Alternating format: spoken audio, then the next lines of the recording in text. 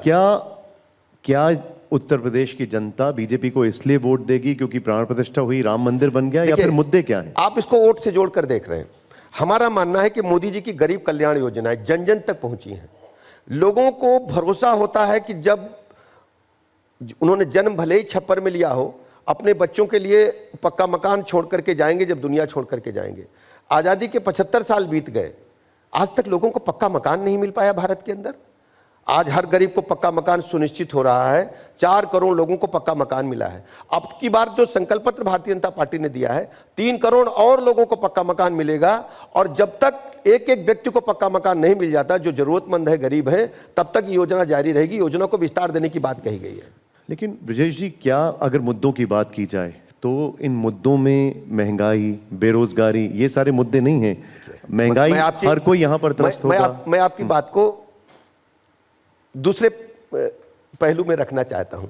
लोगों की प्रति व्यक्ति आय बढ़ी है, लोगों की क्रय शक्ति बढ़ी है, लोगों के जीवन स्तर में बढ़ोतरी हुई, इस तथ्य को भी स्वीकार करेंगे आप।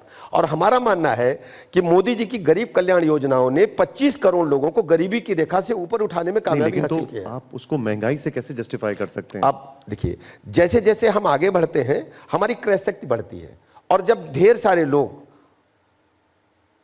गरीबी रेखा से ऊपर आते हैं तो ये जाहिर तौर पर महंगाई का असर उन पर नहीं पड़ता। हमारी सरकार ने महंगाई को नियंत्रित करने के भी उपाय किए हैं। हमने पेट्रोल डीजल पर टैक्स कम किया है, आपको पता है। और इसके अलावा दुनिया में महंगाई है, रूस यूक्रेन का युद्ध 2 साल से चल रहा है। परिस्थितियां जो ग्लोबल है उसका असर भारत पर पड़ता है, लेकिन भारत पर असर कम पड़े इसके लिए मोदी सरकार ने काम किया है। लेकिन विपक्ष ये कहता है जब आप 80 करोड़ लोगों को मुफ्त में राशन दे रहे हैं तो आपने कहां गरीबी कम कर दी है? भाई, हमारे आंकड़े तो है नहीं, आंकड़े दुनिया के सामने हैं। 25 करोड़ लोग गरीबी रेखा से ऊपर आए हैं, लोगों के जीवन स्तर में बढ़ोतरी हुई है। और मोदी जी ने देश के लोगों के अंदर इस बात का भरोसा कायम करने में स्थापित सत्य कर दिया है कि उनके अभिभावक के रूप में माननीय मोदी जी हैं, जो हर सुख दुख में उनके साथ हमेशा खड़े रहते हैं। राहुल गांधी ये कहते हैं कि अब आप लोगों ने 400 पार का नारा लगाना बंद कर दिया है। अखिलेश तंज करते हैं कि 400 में से 4 हटा दो। दरअसल अखिलेश यादव, राहुल गांधी जी दोनों लोग डिरेल्ड हैं। आपको पता होगा कि जब अखिलेश यादव जी की सरकार थी, चुनाव के बाद दोनों लड़कों का गठबंधन हुआ, तो उत्तर प्रदेश में बड़े बड़े विज्ञापन छपे कि दोनों लड़के आए हैं और सब कुछ बदल जाएगा। लेकिन उत्तर प्रदेश की जनता ने इन्हें बुरी तरह नकारा और इनकी सीटें 50 से नीचे चली गई। फिर जब चुनाव हुआ 2022 में, तो लग रहा था आंधी तूफान आ जाएगा। आपको भी पता है, मीडिया में इस प्रकार की बातें प्रोजेक्ट की गई कि समाजवादी पार्टी बहुत धूम धड़ाके के साथ आ रही है।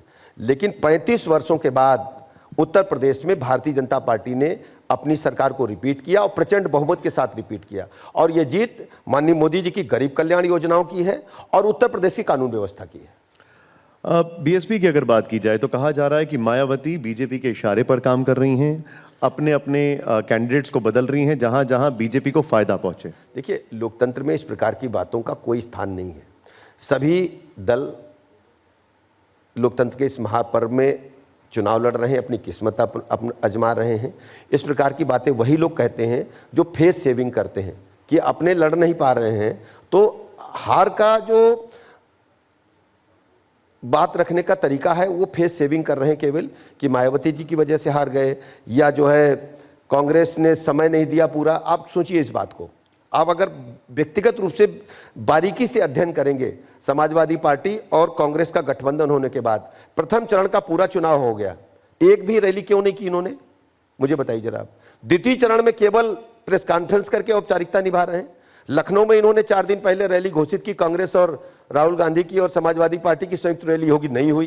प्रेस कॉन्फ्रेंस कर रहे हैं आप, तो प्रेस कॉन्फ्रेंस कर रहे हैं तो जनता भी समझती है कि आप थोड़ा बहुत अपना औपचारिकता निभा करके चुनाव का समय पार कर रहे हैं। जनता ने इन्हें बुरी तरह नकार दिया है। समाजवादी पार्टी इंडी गठबंधन का जनता में कोई मतलब नहीं है।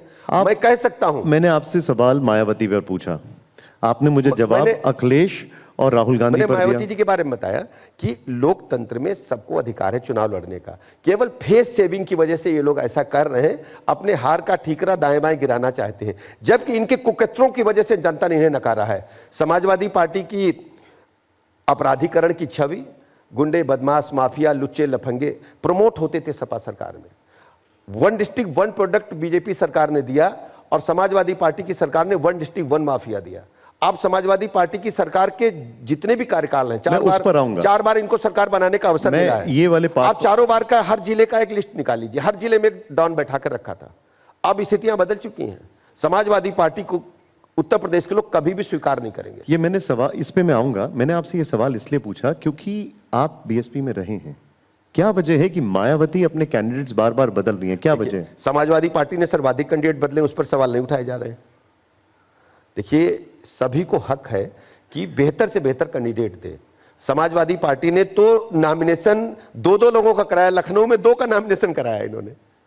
आप समाजवादी पार्टी के लिए कहते हैं कि उनमें माफियाओं का राज था।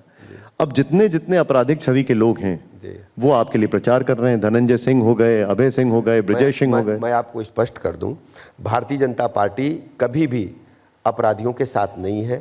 हम लगातार इस स्टैंड पर कायम हैं।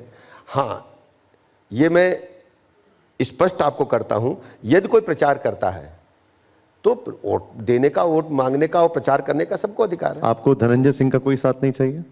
देखिए, इस स्थिति को स्पष्ट हम बाद में कर पाएंगे, लेकिन हम ये अपराधियों के बारे में बात स्पष्ट कर दूं। व्यक्तिगत रूप से मैं किसी के बारे में कुछ कहना नहीं चाहता, लेकिन ये तय है कि भारतीय जनता पार्टी किसी भी अपराधी के समर्थन में नहीं है। आप धनंजय सिंह को अपराधी मानते हैं?